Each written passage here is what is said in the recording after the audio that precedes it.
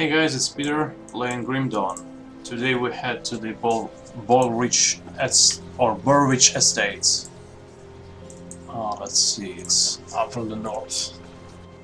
Keep in mind this is early access game still, so there are some performance issues here and there. I think I'm recording it on 60 FPS, but I'm getting the game right now because of the recording. I'm getting the game something like up to down to 30, I think sometimes. So it's not really a pleasant experience, sadly. And it's all about optimization, because I've been playing a lot of games and most of them go on 60 with no problem, but this one doesn't. And my GPU is loaded only on like 65%, so apparently it's not a GPU problem, it's all the game performance optimization. So I have this mage build. I am trying not to use any kind of melee weapons anyway, in general. The game is fun. I said it in my previous video, but it's essentially a faster paced Titan quest, and that's the description of a Grim Dawn. It's darker, it has faster level system, it has more interesting progression system in terms of abilities, and the storyline is better, of course. The Titan Quest storyline was something like once every I don't know, hour of playing you get a single line of dialogue or something. Here is much more intimidating, much more catching, let's say. So, if you watch closely, you can see that I pretty much have tons of mana, or energy, whatever you call it. I don't remember how it's called here, but there's no way for me now to waste it too much on abilities. What's this? 2? What was it? 3? Right. So yeah, I just acquired this new ray ability, but it's I need specific weapon for it. The developers are still adding content, even like classes in the game, and I'm actually playing as one of the new classes that was added I think 2 or 3 months ago, not more than that.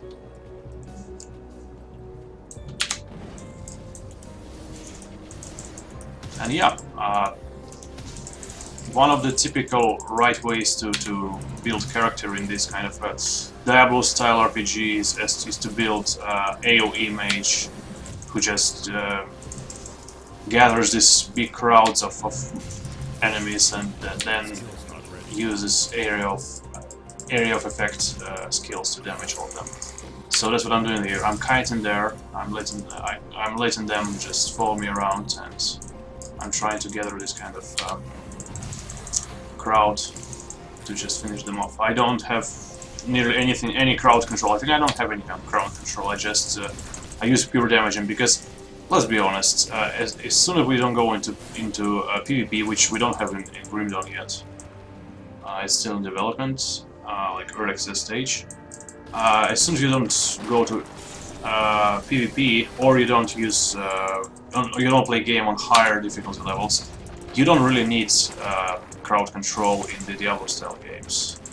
In Titan Quest I was absolutely fine with just pure damage, and here is still fine. In the worst scenario, you just have some pets like I have here that are controlling or tanking for you, or putting some debuffs or stuns on the enemies.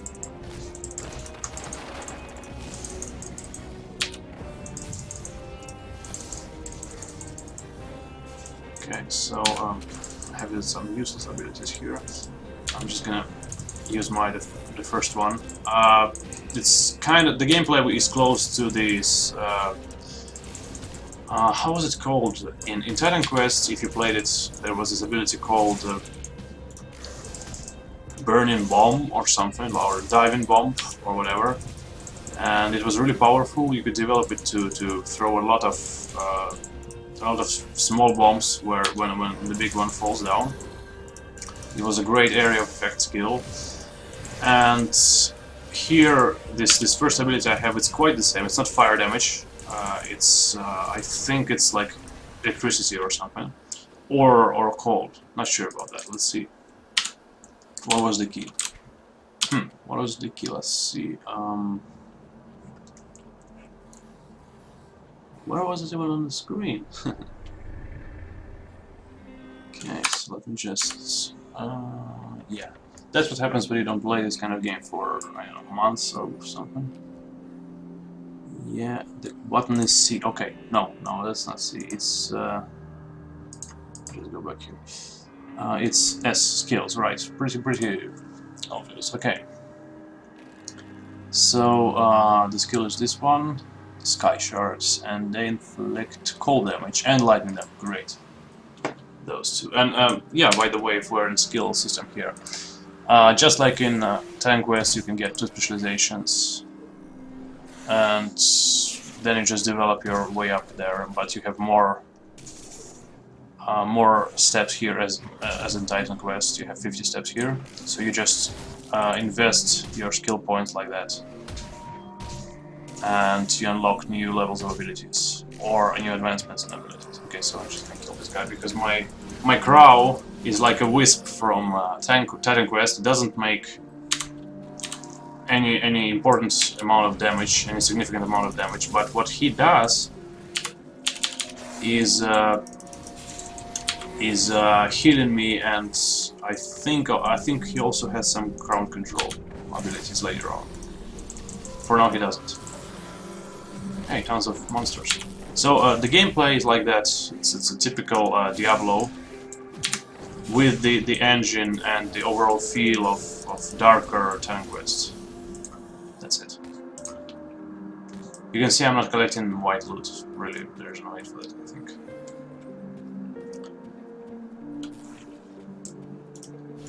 I always thought that there should be some music in the background that you like, not just the thing that is here in the background, which is, yeah, I think you can hear it right now.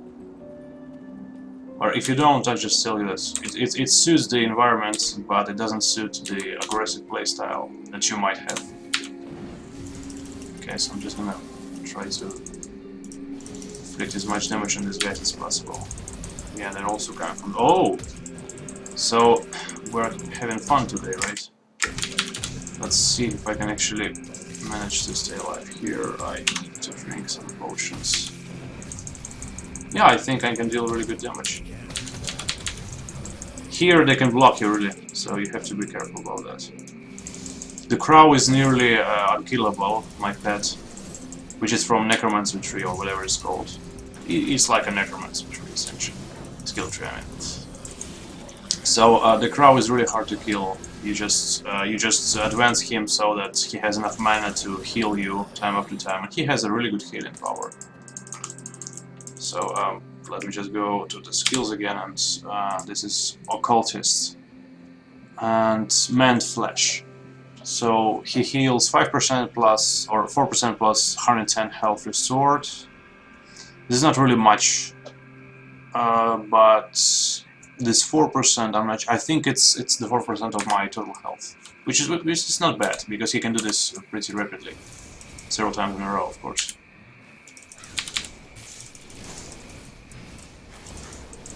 And as you can see, the way how I chose my abilities is so that I don't do a lot of single target damage. My AoE ability, which has a recharge rate, it's basically the only powerful one. And we are in these states. Nice. So we have 2 quests here. We should find the apprentice of the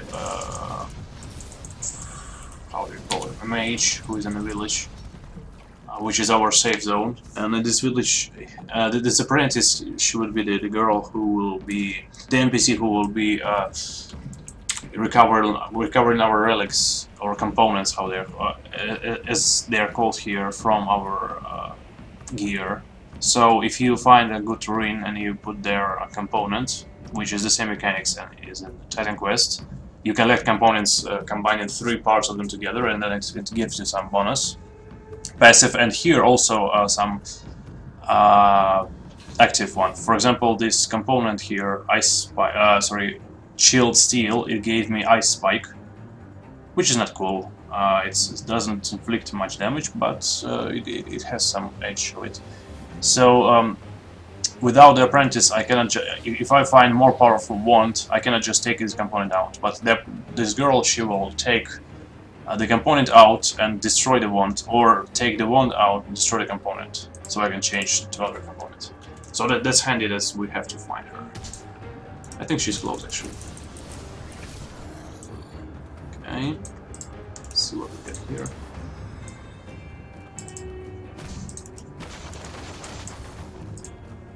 Harvey the Drifter.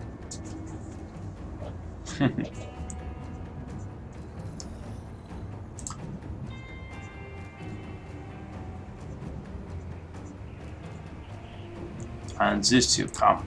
Yes. Okay, now he's my enemy. Okay, well, we have to fight. There are some choices here actually in the dialogues. They're pretty easy, but they don't make much sense. Don't mean a lot, but it's certainly a step forward from the Titan Quest. And Titan Quest, let's be honest, is still fun to play. The only problem nowadays with it is that the progression system is really slow. It's much slower than you would expect, and the modern vision for the RPG would be much more HP to just deal with this amount of enemies, and I have to destroy this thing. Come on. Yes, okay, I did that. To stay alive also. So you can see it's pretty massive damage on these guys, and they're getting frozen also. If you get the recharge of this ability at the right time, so you have to run around and just pay attention, and as soon as it recharges, you just spam it essentially, and wait for next recharge. My right mouse button is bound to their ability in this spec, which is not so good essentially, but it's still a damage. It wastes mana, but so little that I can just spam it a lot, just as much as is possible. It also has potential to kill several enemies at once, because when you fire it somewhere, it gets split into 3 more. But it's not so useful here, because enemies are not just staying in the right angles all the time, and the damage is not good enough. Okay, so I think there is someone. Yeah, it's not someone, it's just the stairs down. But anyway, I'm gonna go there. I wish I had some more efficient attacking abilities, but I think I will have later on. For now, my current path will be to upgrade the occultist tree to get the tanking pet, and you can have several pets running with you at once here, so you can essentially build your small army. You can see I can just spam like this, and I have so much mana that it's no problem. Okay, let's go down. This is the guy who bombs stuff around.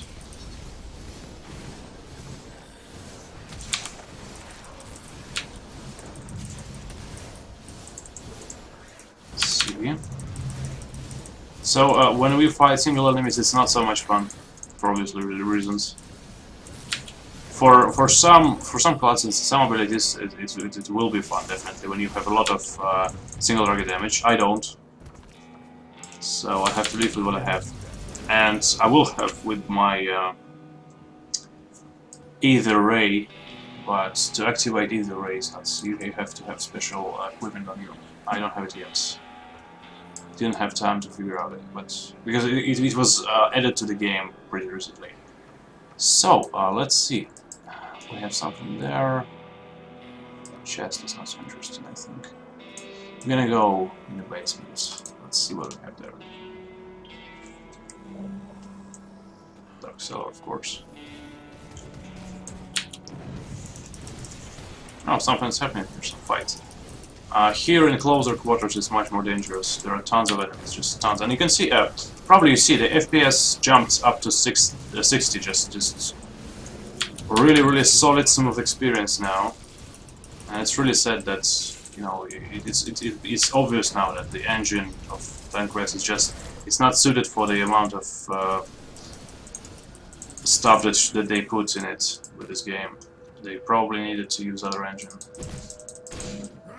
Of course, they did what they could, because they were the developers of original TitanQuest, and they had skill with this engine. And if you have skill with some software, or even the groupless software like the engine, then you just, the cheapest way to work is just use it, because you already know it pretty good. You know the code, you know how to fix stuff, how to improve stuff there.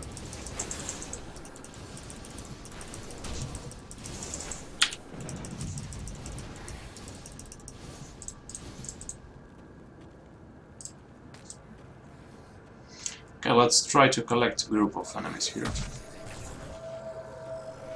Come on. Come on, guys.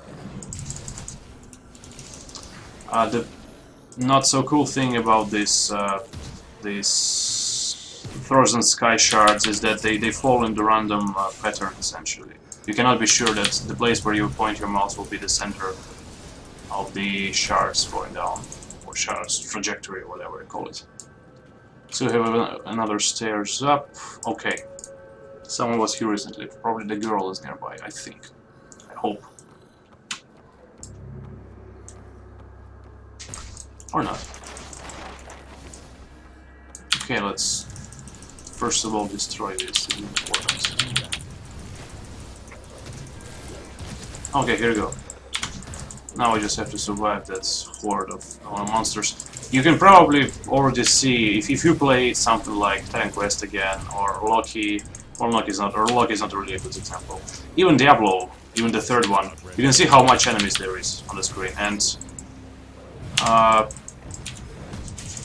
I think yeah, just the game engine doesn't survive really good in these kind of situations. You can see the frame rate drop to 39 in my right top right corner. You can see the frame rate, and I assure you it's not about the PC power. I have 4.5 Core i5, 4.5 gigahertz, sorry, Core i5, and it runs like everything with no problem. And I can overclock it even more. I think I haven't reached the limits of the overclocking of my CPU, but there was really no need. And this game, it just doesn't scale the amount of enemies so well.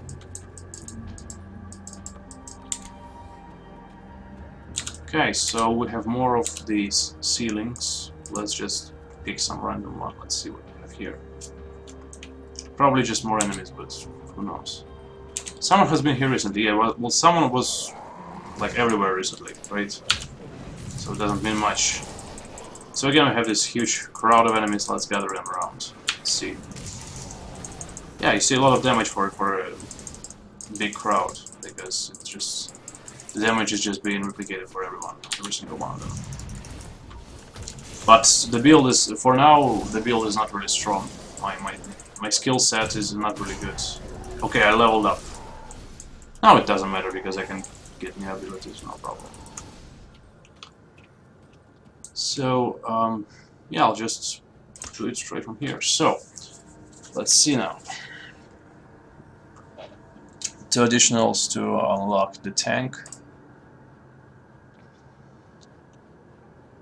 7 additionals to unlock the next line. Yeah, well, of course I will unlock the tank. Just go like that. And we have now the tanking guy.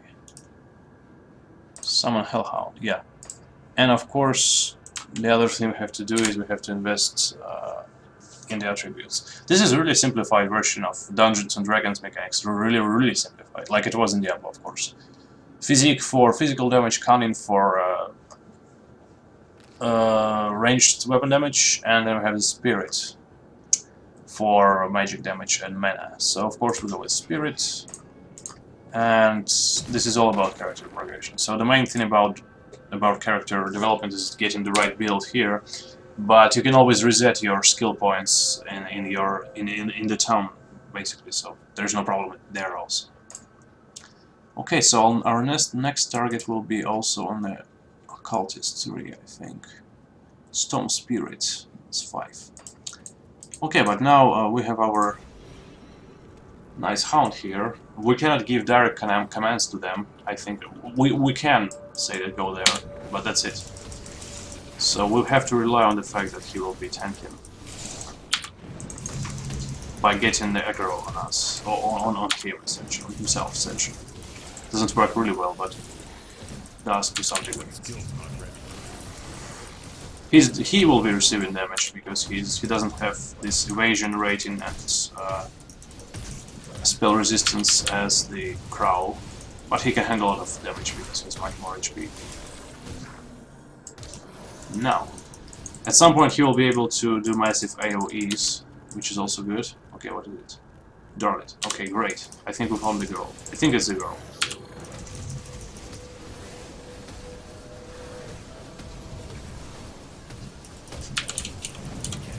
Yeah, it's really sad that we see that here in a dungeon the frame rate is super smooth, and I would love to play like that all the time with the Grim Dawn. But sadly no. Okay, I can't believe somebody found me there. Sure, Kasparov sent me. And here we go. She just left. So now we have the girl who can work with the components. Really nice. No. Oh, come on. There we go. So, let's see what's this. Untouched meal. We don't care about untouched meal.